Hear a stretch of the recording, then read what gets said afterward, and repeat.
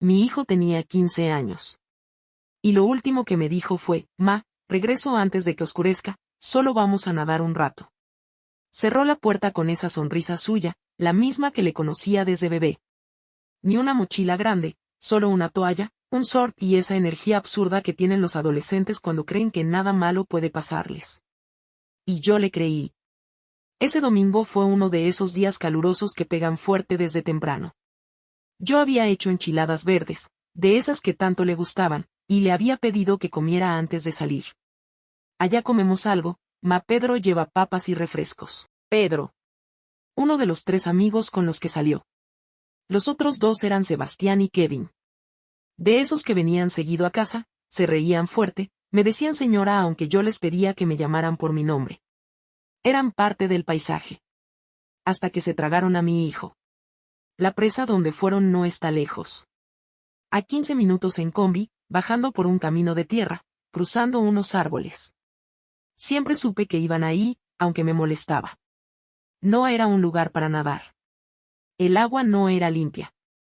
No había vigilancia. Pero ¿cómo le haces entender a un niño de 15 años que la muerte también flota en lugares donde hay risas? Las 4 de la tarde pasaron. Las 5 también. A las 6 comencé a marcarle. 1, 2, 5 veces. Nada. A las 7:12 de la tarde Pedro me llamó. «Señora. Es que, el Fer no aparece». «¿Cómo que no aparece?» «Es que estábamos nadando y, ya no lo vimos». Me temblaron las piernas. «¿Qué mierda estás diciendo, Pedro? ¿Dónde están?» Me colgó. Solo eso. No me dio ubicación. No me dijo si lo estaban buscando. Nada. Tomé las llaves, los zapatos que encontré primero y salí como alma en pena. Llamé al papá de Fer, que vive en otro estado. A mi hermana. A la policía. Yo solo repetía lo mismo como un casete rayado. Mi hijo fue a nadar y no ha regresado. No me respond. Dijeron que se perdió. Llegué a la presa a las 8:15. Ya era de noche. Había un par de patrullas, 2 ambulancias, y un grupo de chismosos con lámparas de celular. Ahí estaban los 3 amigos. Mojados. Temblando. Pero no lloraban. No gritaban. No buscaban. Estaban parados, como si esperaran que alguien más lo hiciera por ellos. Me lancé contra Pedro. «¿Dónde está mi hijo? ¿Dónde está Fernando?» Kevin me agarró del brazo. «Señora, es que estábamos jugando. Y luego, ya no lo vimos». «¿Cómo que no lo vieron? ¿No era su amigo?» Ellos se miraban entre ellos, intercambiando silencios. Y ahí supe, lo sentí, que no me estaban diciendo todo. La policía nos pidió que nos retiráramos. Que comenzaría la búsqueda al amanecer. Muy oscuro, dijeron. Peligroso para los buzos, dijeron. ¿Peligroso? Peligroso fue dejar que un grupo de adolescentes se bañara ahí sin supervisión. Peligroso fue que mi hijo saliera con los amigos equivocados. Me senté en una piedra húmeda, con los brazos cruzados y la cara enterrada en las manos. Las mamás de los otros chicos llegaron. Lloraban, sí. Pero lloraban por el escándalo. Una se me acercó, «Lo siento tanto. Estoy segura que Fer va a aparecer. Él siempre ha sido fuerte, ¿no?» ¿Fuerte? ¿Fuerte contra la corriente de una presa estancada? ¿Fuerte contra el abandono de quienes lo llamaban hermano? No respondí. Solo supe una cosa, Fernando no iba a regresar caminando. Y si volvía, no sería como salió. El amanecer de lunes fue el más largo de mi vida. Ni siquiera me cambié la ropa. Tenía los pies sucios, los ojos hinchados y el estómago revuelto. Pero no me moví. Estuve toda la madrugada sentada junto a la orilla de esa presa, como si de alguna forma Fernando supiera que lo esperaba. Los buzos llegaron a las 6 de la mañana. El agua estaba quieta. Demasiado tranquila, como si escondiera algo con vergüenza. Yo no dije nada. No pedí explicaciones. Esperé que ellos hablaran. Pero lo que obtuve fue silencio y cobardía. A las 7:42 de la mañana me acerqué a Pedro. Tenía una chamarra gris sobre los hombros y la cara pálida. Estaba junto a su madre, que no dejaba de vigilarme como si yo fuera la amenaza. «Pedro», necesito saber qué pasó. ¿En qué momento lo perdiste de vista? No me miró. Estábamos jugando. Se lanzó al agua, y no salió. Pensamos que estaba bromeando. ¿Y qué hicieron? Lo buscamos, poquito. Ahí lo supe. Esa palabra maldita, poquito. Fernando no se perdió. Se ahogó mientras ellos pensaban que bromeaba. Fui con Kevin. Le pregunté lo mismo. Su versión ya era distinta. Nos íbamos ya. Él dijo que se quedaría un rato más. Nos fuimos caminando, y cuando volteamos, ya no estaba, y entonces, ¿se ahogó antes o después de que se fueran? ¿Quién miente? ¿Por qué mienten? Sebastián fue el único que no quiso hablarme. Se escondía detrás de su padre. No me veía a los ojos. Tenía las uñas sucias y los labios partidos de tanto mordérselos. Me acerqué. Mira, Sebastián, no quiero broncas. Solo quiero saber qué pasó. Él era mi hijo, y era tu amigo. Dímelo como si fueras madre, si tú hubieras perdido al tuyo. Su padre lo jaló antes de que pudiera responderme. Ya declararon ante la policía. No tienen por qué seguir presionándolos. Yo no estaba llorando. Pero sentí un calor en el pecho que me hizo doler los huesos. ¿Presionarlos? ¿Presionarlos? Mi hijo está en el fondo de una presa. Y ustedes están más preocupados por el trauma de sus hijos que por el cadáver que dejaron allá abajo. Las autoridades seguían dragando el agua. Sacaban ramas. Bolsas. Basura. Pero de Fernando, nada. Me dijeron que podría haberse atorado en una corriente subterránea. Pero en mi cabeza, ya no flotaba el cuerpo de mi hijo. Flotaban las risas. Las burlas. Las cámaras. Las cosas que alguien pudo haber grabado, y luego borrar. Al mediodía, un oficial me ofreció agua. La rechacé. Lo miré a los ojos y le dije, ellos saben más. Se están cuidando. Algo pasó ahí que no quieren contar. El oficial apretó los labios. La mayoría de los adolescentes no saben cómo reaccionar en un accidente. El miedo los hace mentir. Esto no es miedo. Esto es culpa. Y yo, como madre, lo huelo a kilómetros. Porque yo también he sentido culpa, pero nunca de esta clase. Me fui a casa a bañarme, pero no cerré la llave del todo. Me quedé sentada en la regadera, dejándome mojar mientras escuchaba una y otra vez la voz de Fernando en mi cabeza. Regreso antes de que oscurezca, ma. Solo vamos a nadar un rato. Un rato. Un maldito rato que me robó la vida entera.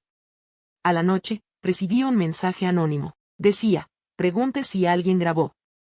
No todos lo borraron a tiempo. Me temblaron las manos. No sabía si era una broma cruel. O el hilo que tenía que jalar para descubrir el horror completo. Me hubiera gustado decir que los policías se volcaron a buscarlo. Que hubo drones, perros de rescate, equipos buzos, helicópteros. Pero no, mi hijo no era hijo de nadie importante. Solo era el mío. Y eso, para ellos, no valía tanto. La búsqueda formal arrancó casi 36 horas después. Para entonces, yo ya había perdido la voz de tanto gritar su nombre. No hubo prensa. No hubo alarma nacional. No hubo cobertura. El oficial a cargo, uno llamado Flores, me puso la mano en el hombro, como si eso bastara. Mire señora, los muchachos dicen que su hijo se quedó atrás. A veces los jóvenes tienen broncas, se pelean, y se van por su cuenta. Quizá ande por ahí. Necesitamos esperar 72 horas para proceder con otro protocolo. Lo miré fijo. Me ardía todo por dentro. ¿Qué está diciendo? Que mi hijo se fue caminando por el bosque, con una toalla y un celular muerto, y decidió no decirme nada porque, ¿qué? Tenía broncas con sus amigos. Mi hijo no desaparece así. Mi hijo me avisa hasta cuando se atrasa 5 minutos. Pero al parecer, para ellos, Fernando era un caso más. Otro nombre en una carpeta. Otro expediente que enterrar bajo otras tragedias más mediáticas. Ese mismo día, fui a casa de Pedro. No me abrieron. Fui a casa de Kevin. Su madre salió, nerviosa, apenas entreabrió la puerta. ¿Qué necesita, señora? Ver a tu hijo. Necesito que me diga bien lo que pasó. Su versión no cuadra con la de los demás. Ella cruzó los brazos. Mi hijo está muy afectado. No está bien emocionalmente. Lo que necesita es descansar. ¿Y tú crees que el mío está de vacaciones? Mi hijo está muerto en esa presa, y tú aquí hablando de emociones como si estuviéramos en terapia. Me cerró la puerta en la cara. Ese fue el segundo portazo que recibí. El primero me lo dio la policía. Y el más doloroso, estaba por venir. El martes al mediodía, encontraron su mochila. Flotando. A medio metro de la orilla. Ligera, abierta, con su sudadera dentro y un dulce derretido. La sacaron con cuidado. Casi con asco. Como si fuera radioactiva. Yo la abracé como si fuera su cuerpo. La olí. La mojé con mis lágrimas. Era suya. Estaba ahí, tan cerca. Y aún así, él no. El oficial Flores se acercó, la mochila indica que estuvo aquí. Pero como no hay cuerpo, no podemos asumir lo peor. Sigo creyendo que pudo haberse ido por voluntad propia. Lo empujé. Le grité. No recuerdo qué palabras exactas dije. Solo recuerdo la cara de Rocío, mi hermana, abrazándome por detrás y suplicándome que no me pusiera en peligro. Yo no podía entender cómo podían ser tan fríos. ¿Cómo podía decir que se fue por voluntad propia? ¿Con qué motivo? ¿Y sin decirme nada? ¿Y dejando la mochila tirada como evidencia? Todo era tan absurdo. Y tan dolorosamente real. Esa noche, me quedé viendo videos de mi hijo en mi celular. Uno en su cumpleaños. Otro bailando en la cocina. Uno donde sale haciendo una broma a su primo. Y uno donde se escucha una voz de fondo. Una voz que no era mía. Ni de él. Ni de nadie de casa. Decía, a ver si flotas, pendejo. O te vas al fondo como piedra. Pausé el video. Retrocedí.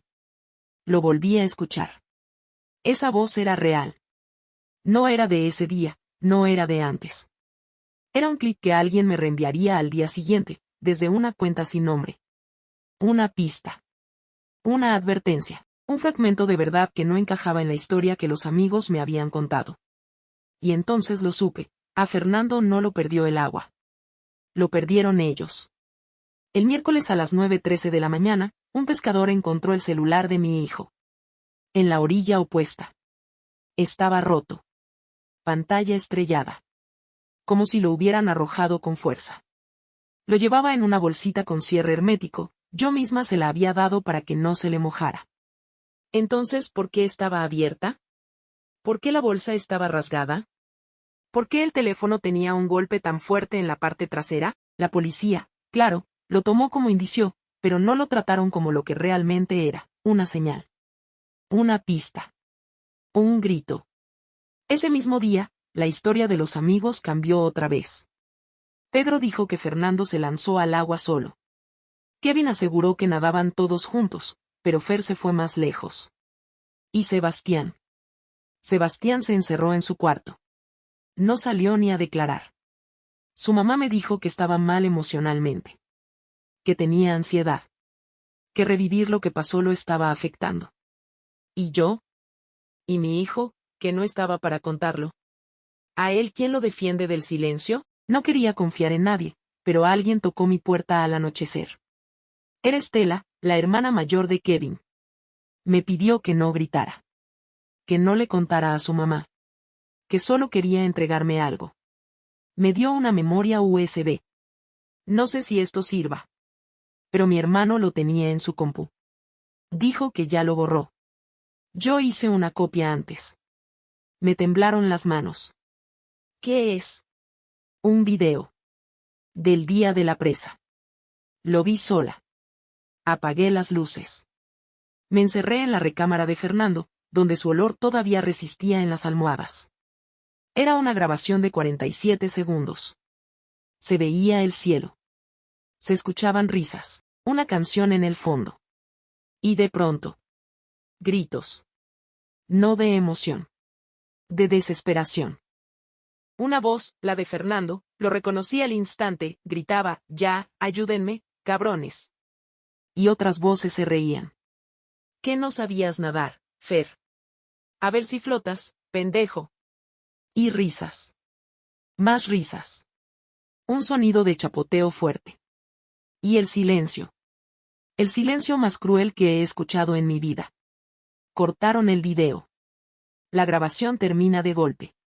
No sé qué pasó después. No sé quién grabó, quién lo compartió primero, quién lo borró, ni quién más lo tiene.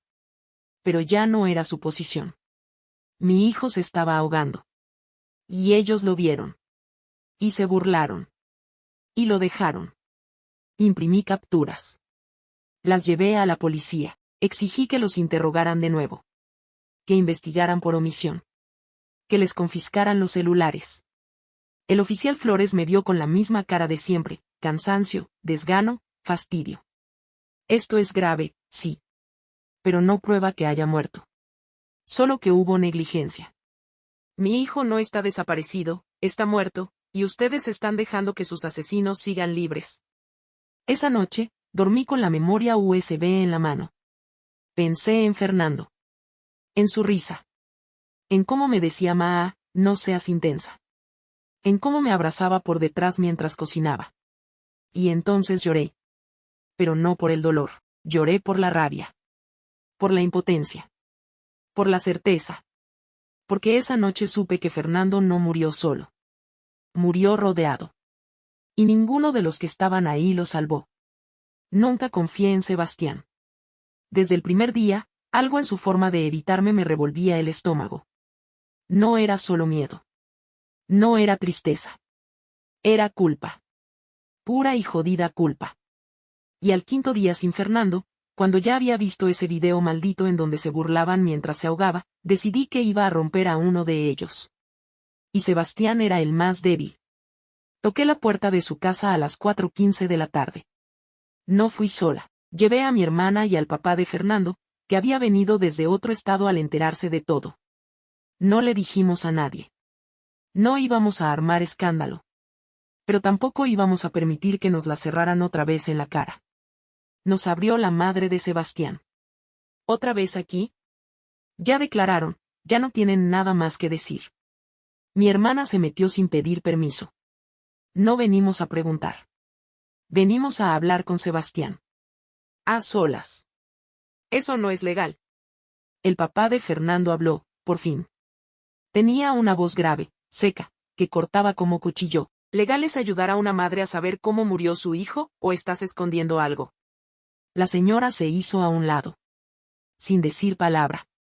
Sebastián estaba encerrado en su cuarto. Olía a encierro, a miedo, a sudor. Estaba sentado en la cama, mirando su teléfono. Cuando me vio, se puso de pie, temblando. Yo no quería, señora. Yo sí quería ayudarlo, se lo juro. Entonces dime qué pasó. Todo. No quiero otra versión editada. No quiero tus papás. No quiero a la policía. Dímelo como si tú fueras yo. Y habló. Lo que dijo me rompió por dentro. Estábamos todos echando relajo. Pedro empezó a grabar con su celular, haciendo TikToks. Fernando no quería meterse. Decía que no sabía nadar bien. Pero Kevin lo empujó. De broma. Solo de broma. ¿Y después? Empezó a pedir ayuda. Se asustó. Pataleaba. Gritaba. Pedro solo decía, graba, graba, y se reían. Yo les dije que le ayudaran. Pero pensaban que estaba exagerando. Ahí, Sebastián bajó la mirada. Yo también pensé que fingía. Pero después dejó de gritar. Solo movía los brazos. Y de repente, ya no se movió. Sentí que el alma se me salía. Y entonces, Pedro dijo que borráramos los videos. Kevin los eliminó del grupo. Yo no pude. Me dio miedo. Yo no quería. Le arrebaté el celular. Vacío. Sin fotos. Sin videos. Sin el grupo de WhatsApp. Pero me fui directo al historial de conversaciones archivadas. Ahí estaba, la banda Fuego. Y justo una conversación de 3 días antes, recuperada. Pedro, no digan nada de lo del agua, neta. Kevin, si dicen que se cayó solo, no pasa nada. Pedro, el video ya lo borré, güey. Nadie más lo tiene, ¿verdad? Sebas, yo no. Mi hermana tomó capturas. El papá de Fernando llamó al abogado. Ya no era una madre llorando. Ahora éramos testigos. Y ellos, encubridores. Esa noche, me llegó un mensaje a mi celular, desde un número sin foto: no te metas con Pedro. Su papá tiene amigos en todos lados. Y eso fue lo que más me heló. No era solo un accidente. No era solo negligencia. Era una red de cobardía, encubrimiento y poder. La policía no quiso arrestarlos. Dijeron que no había cuerpo. Que no podían iniciar cargos por homicidio sin cadáver. Pero yo sabía que ya no estábamos buscando solo un cuerpo. Estábamos buscando justicia. Y eso se los iba a arrebatar aunque me costara el alma. No creo en cosas paranormales. No me criaron con santos ni veladoras. Mi fe era Fernando. Mi fe era su risa, su voz, sus abrazos torpes. Y cuando él desapareció, me quedé sin Dios. Pero la noche del sexto día. Algo cambió. Soñé con él. Pero no como aparece en las fotos. No como en sus cumpleaños ni en los videos de cuando bailaba con la escoba. En el sueño, Fernando estaba pálido, mojado. Con los labios morados y los ojos tristes. No me habló con palabras. No hacía falta. Me miraba desde el fondo del agua. Extendía los brazos. Quería que lo sacara. Me desperté empapada en sudor. Grité. Temblaba. Tenía el corazón acelerado y un sabor metálico en la boca. Y aún así, sentí que él había estado ahí. Que me estaba pidiendo ayuda. Fui a la presa antes de que amaneciera. Sola. No llevé policía. No llevé prensa. Llevé una lámpara y el osito que Fernando dormía abrazando desde los 3 años. Me senté frente al agua. Apenas se escuchaban los grillos y el zumbido de moscos. Y hablé. Mi amor. Si estás aquí, dame una señal. Dime que no me rinda. Dime que no deje que estos cerdos salgan impunes. El agua estaba quieta. Demasiado. Pero lo juro. Escuché un chapoteo suave. No fue un pez. Fue como si alguien, se moviera. Volví a casa con la mirada clavada en el piso. Y ahí, como si el universo tuviera su propio guión, me llegó un mensaje por WhatsApp. Una cuenta sin nombre, sin foto, solo un número. No fue solo un empujón. Lo hundieron. Y luego se rieron. Lo dejaron porque les daba miedo que hablara. No tenía pruebas. No había archivos, pero era alguien que sabía. Alguien que lo vio. O alguien que lo escuchó todo. Y si esa persona existía, también podía romper el silencio. Fui a la escuela de Fernando. Revisé las historias de Instagram, TikTok, todo lo que los adolescentes habían subido ese día. Y encontré algo. Un TikTok de Pedro, borrado pero rescatado por una cuenta de chismes escolares. Un frame. Un solo segundo. Fernando aparece al fondo, salpicando agua. Y Pedro hace una mueca burlona frente a la cámara. El caption decía: el que no flota, no se salva, calavera símbolo de salpicadura de sudor. Me ardió el pecho. Cerré el celular, y supe que nadie iba a detenerme. Esa noche, el papá de Fernando me abrazó por primera vez en años. No sé si lo soñé también. Pero sentí que me hablaba. Dijo: no me dejen ahí, por favor. Como si quisiera volver. Nos está pidiendo que lo saquemos. Sí. Y los dos nos miramos. No hacía falta hablar más. Había llegado el momento de hacer lo que la policía no hizo: buscarlo. Sacarlo. Enterrarlo con verdad. La policía había suspendido las búsquedas.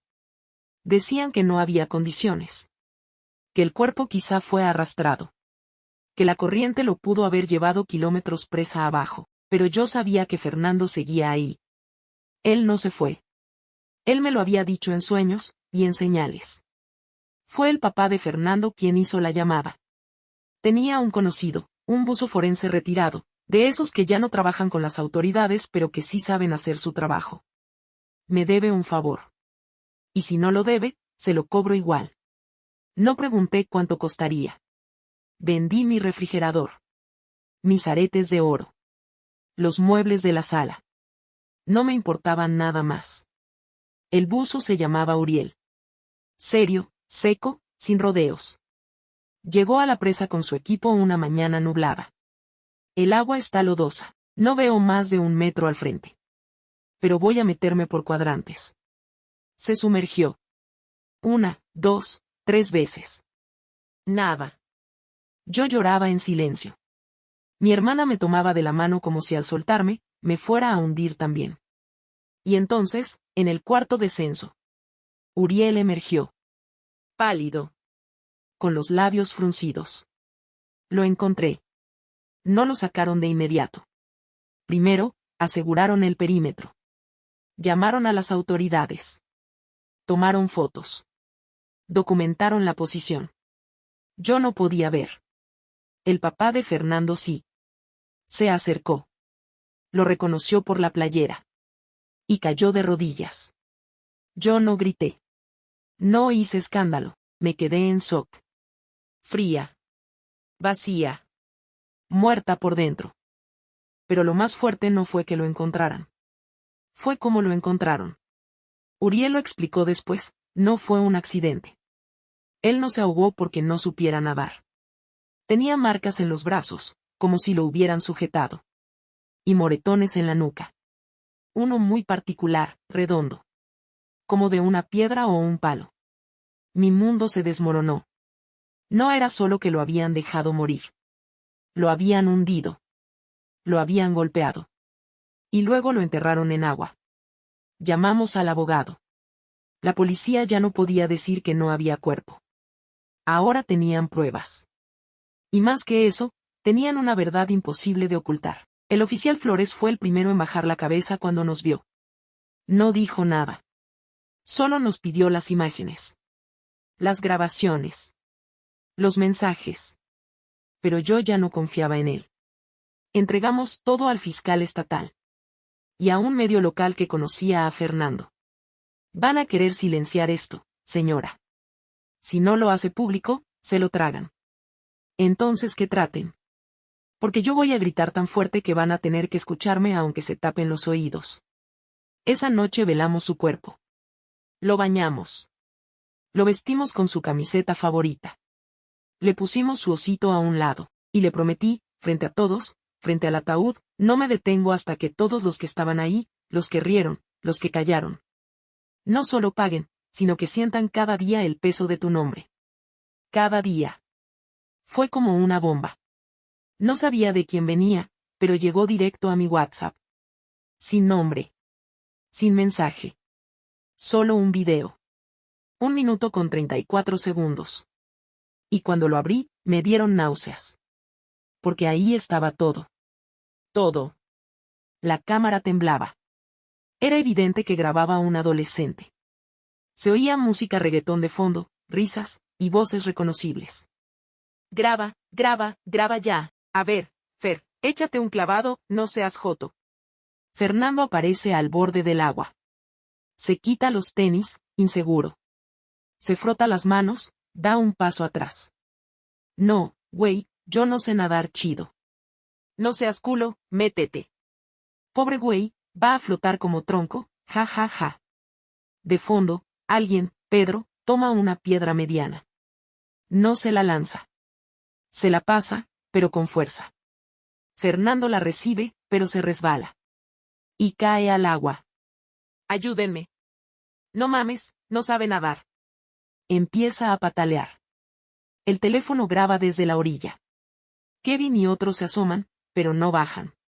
Fer, neta no sabes nadar. Ayúdenme, por favor. Graba eso, güey, neta, graba. Fernando se hunde una vez. Sale. Grita. Y ahí, Kevin lanza otra piedra, más grande. No directo a él, pero cerca. Salpica. Fernando se hunde de nuevo. No vuelve a salir. Silencio. Risas nerviosas. Ya no sale. Ya se fue. Ya, borra esa madre. La grabación termina. No supe si grité. No supe si rompí algo. Solo recuerdo que caí de rodillas. Y lloré como nunca antes. Mi hermana me arrebató el celular. Este video se va a hacer viral. Lo van a ver todos. Van a saber qué tipo de basura son. Lo enviamos al fiscal, a 3 periodistas. A una cuenta de denuncias escolares en TikTok. En menos de 4 horas, ya lo había visto todo el estado. La reacción fue inmediata. Pedro y Kevin fueron expulsados del colegio. El director renunció. El caso se reabrió como homicidio culposo con agravantes. La fiscalía ordenó la detención inmediata de los 3 involucrados. Y ahora sí, la policía corrió a buscarlos. Pero ya era tarde. Pedro se había ido del país con su madre. Kevin se escondió en casa de su tío. ¿Y Sebastián? Sebastián fue el único que se entregó. Me llamó. Lloraba. No pedía perdón. No se excusaba. Solo dijo, yo lo vi todo. Y no hice nada. Y colgó. Las redes sociales explotaron. Almohadilla Justicia para Fer fue tendencia nacional. El caso apareció en las noticias. En la radio. En todos lados. Y ahora todos esos papás que antes me cerraban la puerta. Ahora pedían no juzgar tan duro a sus hijos. Pero ya era tarde para disculpas. Tarde para el arrepentimiento. Porque ese video no solo destruyó la versión oficial. Destruyó la máscara de cada uno de ellos. Y dejó a la vista lo que eran, cobardes, crueles. Y culpables. Lo velamos en casa.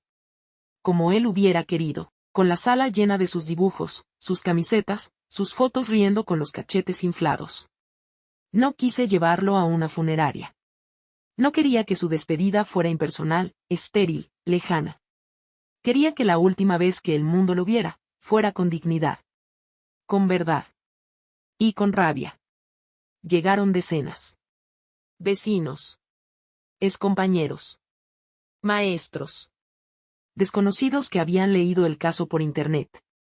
Llevaron flores. Pancartas. Carteles con su cara. Y lo más importante, su nombre limpio. Fernando no se cayó.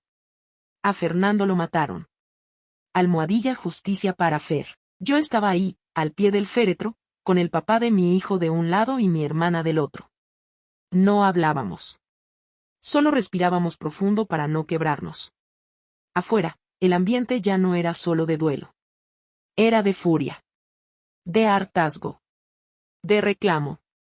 A media tarde, mientras el sacerdote leía el último responso, un grupo de jóvenes se acercó.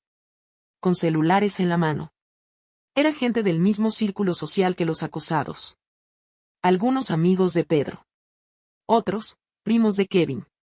Uno, alto, moreno, con gorra, se atrevió a gritar, ya bájenle al show, la neta, también el morrito no sabía nadar, ¿qué hacían ahí? El silencio fue inmediato. Todos lo voltearon a ver. Yo me levanté de la silla. Caminé hacia él, temblando. ¿Tú crees que esto es un show? Señora, ya hasta lo subieron a TikTok, ¿qué más quieren? Levanté la voz sin pensarlo. Quiero a tu amigo en prisión. Quiero que el país entero sepa lo que le hicieron a mi hijo, y quiero que la gente como tú no vuelva a abrir la boca si es para escupir basura. Mi hermana me sostuvo. Los asistentes comenzaron a gritar. Fuera, fuera, fuera. Lo sacaron a empujones, pero uno me alcanzó a susurrar al oído antes de irse, tú sigue así, y vas a terminar como él. Esa noche, me llegaron 3 mensajes anónimos. Ya estuvo bueno, ¿no? Tu hijo ya está muerto, ¿ahora qué quieres? ¿Dinero? Si sigues hablando, puede que no seas la única que entierra a alguien. Bloqueé los números. Guardé capturas. Pero no temblé. Ya me habían quitado lo único que amaba. ¿Qué más podían hacerme? El entierro fue al día siguiente. Llovía. Pero aún así, más de 200 personas caminaron conmigo hasta el panteón. Llevaban paraguas, lonas, camisetas blancas con su rostro. Un grupo de adolescentes soltó globos. Una niña de primaria, que ni conocía a Fernando, llevó una carta que decía, no te conocí, pero ojalá mi mamá pelee por mí como la tuya. Y ahí, con los pies llenos de lodo, con las manos enterradas en flores, entendí que mi hijo ya no era solo mío. Era de todos los que alguna vez fueron callados. Negados. Despreciados por decir la verdad. Cuando cerraron el ataúd y bajaron el féretro, grité.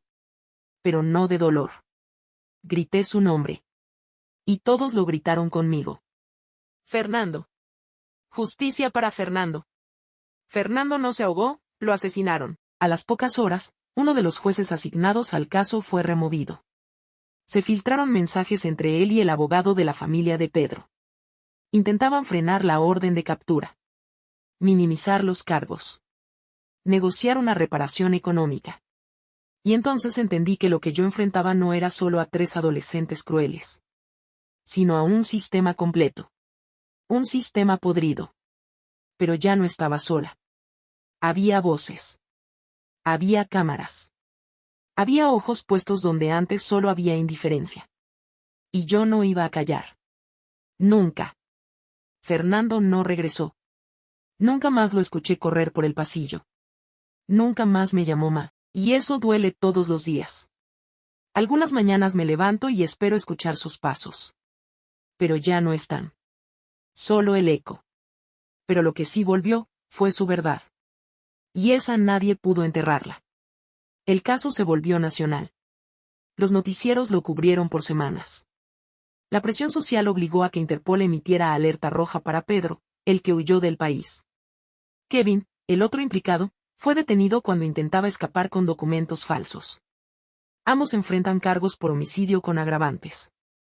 Y esta vez, sin acuerdos, sin contactos, sin es que son menores y merecen otra oportunidad. El país entero los vio por lo que eran. Y el juicio será público. Yo testifiqué. Con voz firme. Sin titubear. Mostré los videos, las capturas, las amenazas.